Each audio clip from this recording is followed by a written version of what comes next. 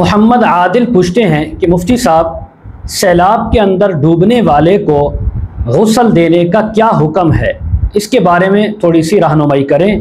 भाई मोहम्मद आदिल साहब, वो इंसान जो सैलाब के अंदर बह चुके हैं और सैलाब के अंदर उनकी वफ़ात और मौत हो गई है, तो उनके बारे में शरीयत मुतहरा का बिल्कुल वाज़ेह हुक्म है। पहला हुक्म तो ये है कि अगर कोई इंसान सैलाब के अंदर बह गया और वो मर गया है तो उसको चाहिए, उसके ऊपर मुसलमानों को चाहिए जब उसकी लाश निकालें तो उसको गुस्ल दें। गुस्ल देना फ़र्ज़ है।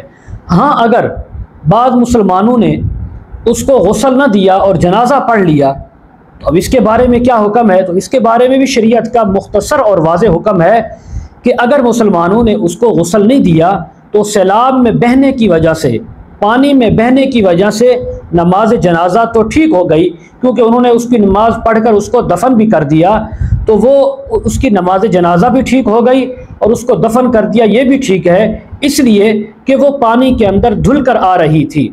लेकिन जानबूझकर ऐसा करना, ये तमाम जो ज़िंदा मुसलमान हैं जिन्होंने इसका जनाजा पढ़ा वो गुनाहगार होंगे। हाँ, अगर बेइल्मी के अंदर ये काम कर दिया है तो नमाज जनाजा भी हो जाएगी। अब उसको कब्र से दोबारा निकालना, गुस्ल देना, ये ज़रूरी नहीं है।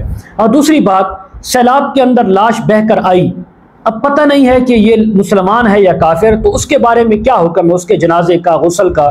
तो भाई अगर दारुस्सलाम है, मुसलमानों का मुल्क है, तो जो समझा जाएगा ये मुसलमान है, लिहाजा उसको गुस्ल, उसका कफन दफन करके जनाजा भी पढ़ा जाएगा, उसको दफन भी किया जाएगा। दारुल कुफ्र है तो फिर उसके लिए मुख्तलिफ अहकाम हैं, वो इंशाअल्लाह लंबी एक तफसील है, उसके बारे में फिर किसी और वीडियो के अंदर हम बात करेंगे और आपको बताएंगे कि उसके क्या अहकाम हैं।